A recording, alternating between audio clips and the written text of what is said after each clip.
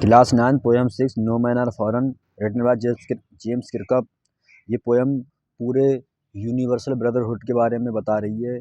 इस पोएम में दुनिया के भाईचारे के लिए बात की गई है। ये पोएम लिखी है जेम्स किर्कप ने। सबसे फर्स्ट स्टैंजा इसका ये है कि remember no man are strange, no countries are foreign. याद रखो, याद रखना कि ना तो कोई अजनबी है इस दुनिया में, ना कंट्रीज़ यानी कि देश विदेश हैं, सब एक जैसे ही हैं। बीनीथ ऑल यूनिफॉर्म, सभी यूनिफॉर्म अर्थात कपड़ों के नीचे जो कपड़े लोग पहने हैं। अ सिंगल बॉडी ब्रीज, एक ही शरीर सांस ले रहा है, कपड़े सब पहनते हैं, सब ब्रदर हैं।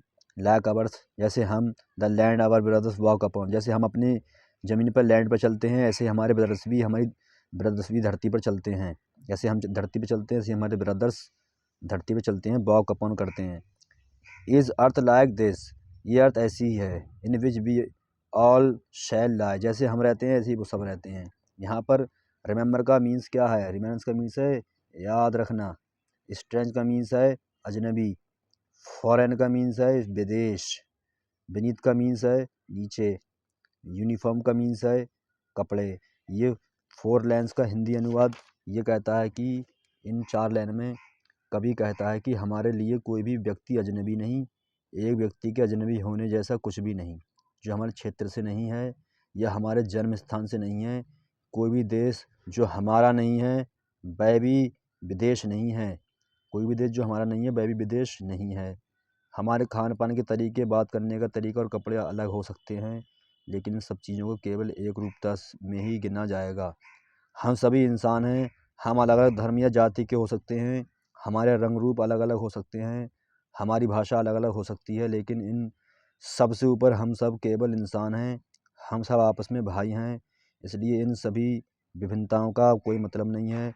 हम सभी एक ज़मीन साझा करते हैं जिस पर हम चलते हैं, अपना कार्य करते हैं और जीवन व्यतीत करते हैं। मृत्यु के बाद हम सभी इसी धरती के नीचे दफन हो जाएंगे। सेकंड स्टेंजर्स का ये कहता है कि they too aware of sun and air and water, जैसे उनको सनलाइट मिल रही है अर्थात धूप मिल रही है सूरज की, ऐसी हमको भी मिल रही है। जैसे उनको हवा मिल रही है, हमको भी हवा मिल रही है सांस लेने के लिए। जैसे उनको पानी मिल रहा है पीने के लिए, वैसे हमको भी वाटर मिल रहा है पीने के लिए। Are fed by peaceful harvest, harvest का मीन्स है जो फसल खाने की चीज़ें, फसल। यहाँ पर क्या है? आ फेड बाय पीसफुल हार्वेस्ट, वो खाना भी जैसा खा रहे हैं जैसे हम खा रहे हैं। कौन खा रहे हैं? जो विदेश के लोग हैं या यूनिवर्सल पूरी दुनिया के लोग हैं। जैसे हम काम कर रहे हैं वैसे ही वो भी कर रहे हैं।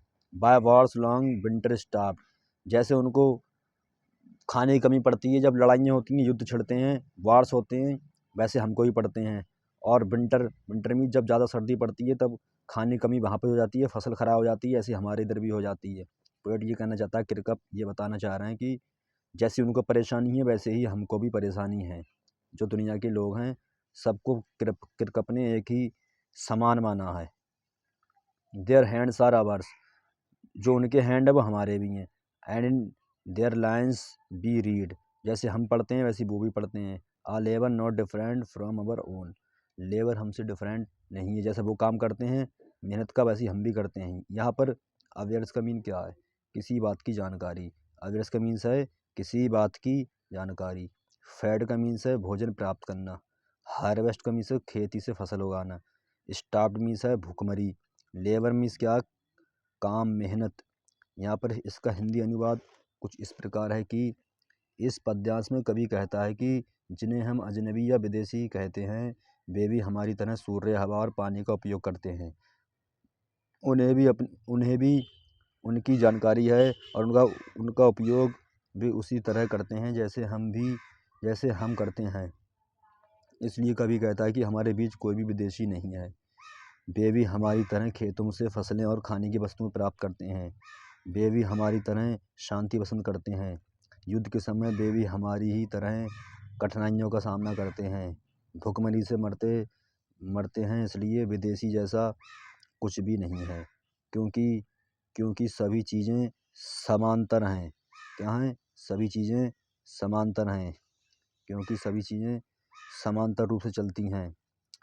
हमारी ही तरह काम करने के लिए वे अपने हाथों का प्रयोग करते हैं। हमारी तरह वे एक दूसरे से बातचीत करने के लिए बोलते भी हैं। इसलिए अजनबीपन कहाँ है? विदेशी कहाँ रहते हैं, हर तरह से हम सब समान हैं।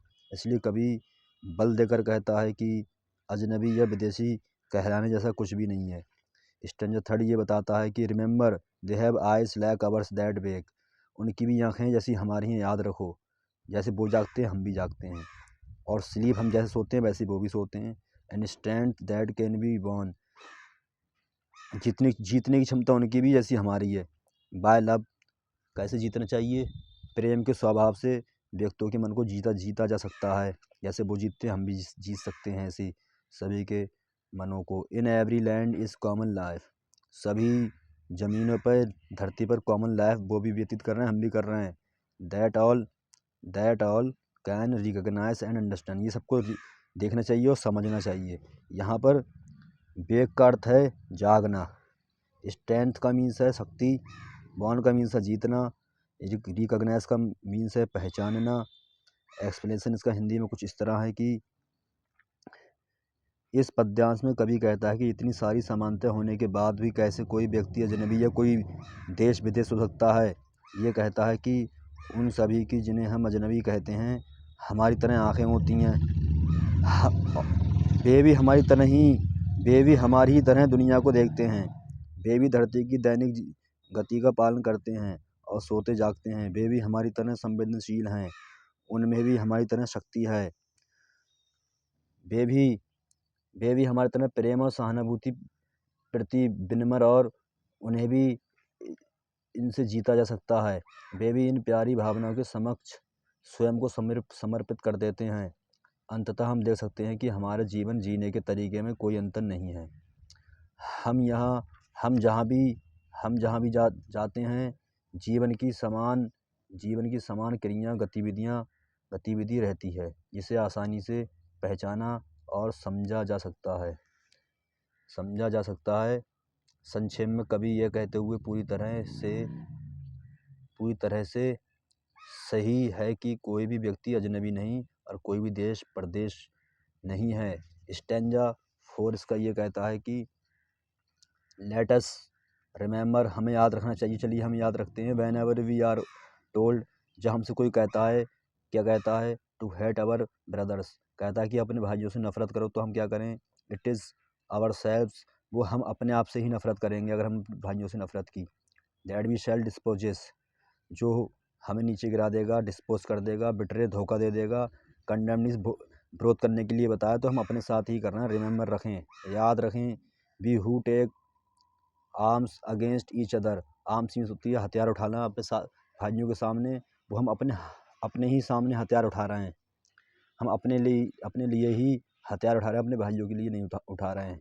ये कह रहा है पोएट। हेट का मीन्स है नफरत करना, डिस्पोजेस का मीन्स अधिकार छीनना, बेटरी मीन्स धोखा देना, कंडेम मीन्स निंदा करना, आर्म्स मीन्स हथियार।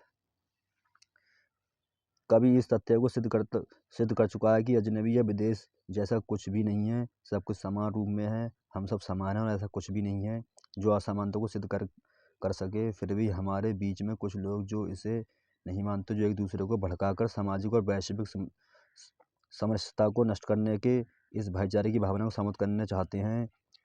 ये कुछ लोग हैं, हमें हमारे भाइयों के विरुद्ध हथियार उठाने, उनसे नफरत करने और उन्हें मार देने के लिए उकसाते हैं। ये कैसे लोग हैं, पोएट इनमें बताता है कि और यदि हम उनके उकसाने पर हमारे भाइयों के विरुद्ध गलत करते हैं तो हम केवल अपनी ही आत्मा को नुकसान पहुंचाते हैं, हम अपनी ही शक्ति शांति भंग करते हैं। हमारे भाई जिनसे हम जुड़े हुए हैं हमारे द्वारा किए गए दुराचार का शिकार हो जाते हैं। हम केवल अपनी सौम्यता विनम्रता को नष्ट करते हैं, और यह मानवता के चेहरे पर एक थप्पड़ है। इसलिए कभी इस प्रकार के गलत कार्य और मानवता का नुकसान नहीं करने के लिए कहता है।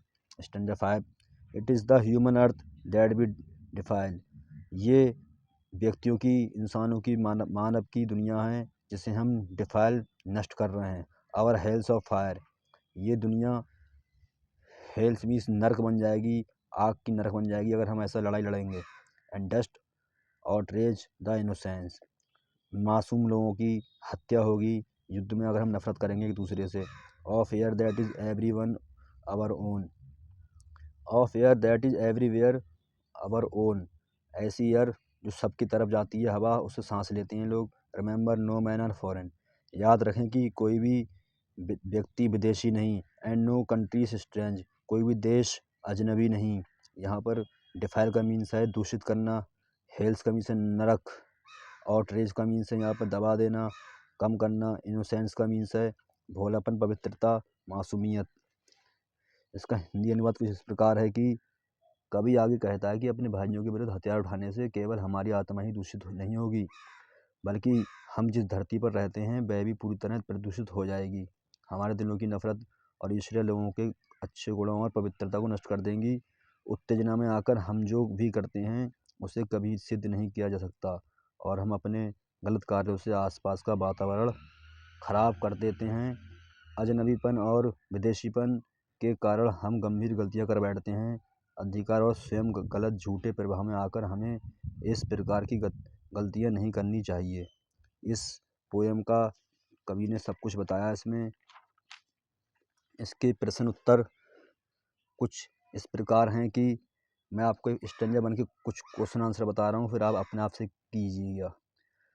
Stanza 1, remember no man are strange, no country is foreign, beneath all uniform a single body varies like ours, the land our brothers walk upon, is earth like this in which we all shall lie। इसमें क्या पूछता है, ये UP board question bank का है।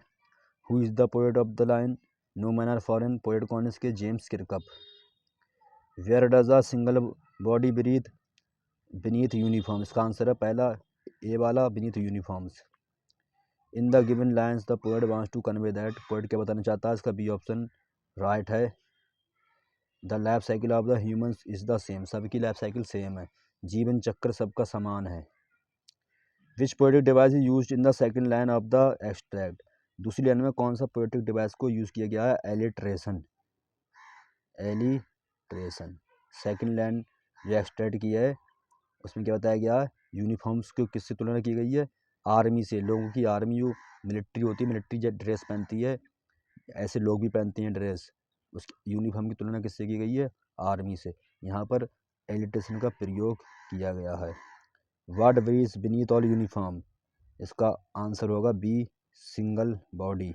आ single body breathe करती है uniform में। यदि आपको वीडियो पसंद आई हो तो लाइक करें, सब्सक्राइब करें और अपने अदर दोस्तों के साथ शेयर करें।